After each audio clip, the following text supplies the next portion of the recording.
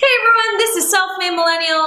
I'm Madeline Mann, and today I'm giving you the LinkedIn profile checklist you should go through every 6 months to ensure your profile is up to date and an opportunity magnet. There are 7 things on this checklist, and number 6 and 7 are 2 things most people don't think to ever check, and it actually has massive repercussions on you showing up in searches. No time to waste, let's get to checking off that checklist. Number 1, your headline. Does it have proper keywords and convey your value? Do people quickly know your expertise? Does it indicate your industry? These are all essential things you have to have in your headline.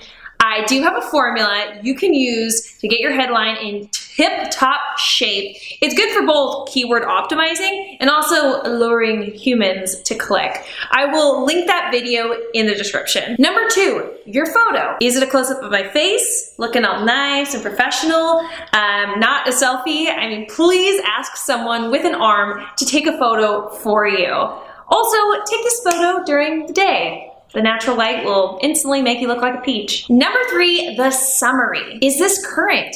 Does it say specific accomplishments and tell my story instead of listing fuzzy facts? Fuzzy facts is a term I use for all those empty descriptors like I'm driven, motivated, organized. No one wants to hear that. I go a lot deeper on how to write a summary in the video, how to give your LinkedIn profile a makeover. So I will link that video in the description for you to learn more. Number 4, role history. Are the titles and dates for my roles current?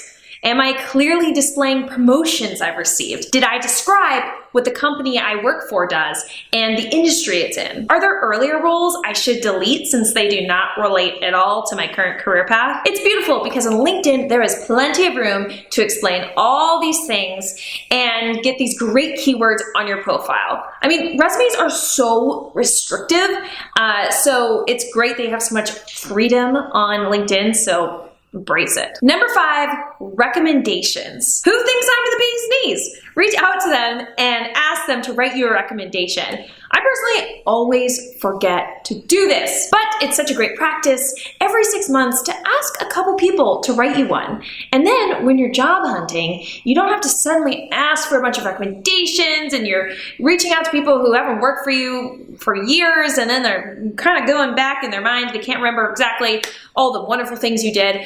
So if you can ask people while they're still fresh, do that. Write reviews for other people and just know that you might have to explicitly ask them to reciprocate. But if you tell them that it really means something to you, that you really appreciate them to return the favor, I am sure they will be happy to do so. Number 6, endorsements. Now, people can endorse you for skills, and most people do not pay attention to this feature because LinkedIn sends people to endorse you for things like Microsoft Word, and you're like, why? I can also use Velcro and work a microwave, but that's not going to get me a job. But when you get endorsed for actual important skills to your career, you will rank way higher in search results. Paul Cameron has such great advice on this, and so I will link his article in the description. And so on LinkedIn, you can pin 3 skills to the top of your endorsements, and that will encourage people to start endorsing those ones for you. Then go and endorse other people, and they will likely return the favor. I like to be thoughtful with my endorsements for other people,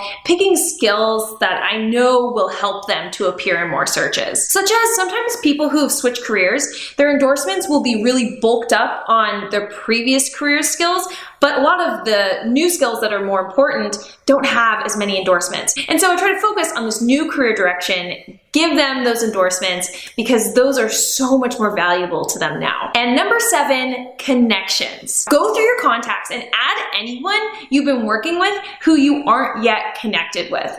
The more connections you have, the more searches and news feeds you're going to pop up in. It's really important to get over that 500 connections mark for the algorithm to pay any attention to you. So if you're having trouble getting there, put in the search bar, I never IDK on LinkedIn. and send requests to those people who have them on their profile. They will accept you and they will not report you as spam. You did such a good job getting through this video that I have a little surprise for you. And that is a free checklist printout that you can use to do this LinkedIn audit for your profile every 6 months. So happy birthday to you. I remembered, it's coming up in the next year. The next video for you to watch is how to give your LinkedIn profile a makeover. And I give more details than in this video. This is a checklist. That is a deep dive. And so you'll walk away feeling more confident. Make sure you like this video and subscribe to this channel. Thanks so much, everyone. Wi-Fi high five.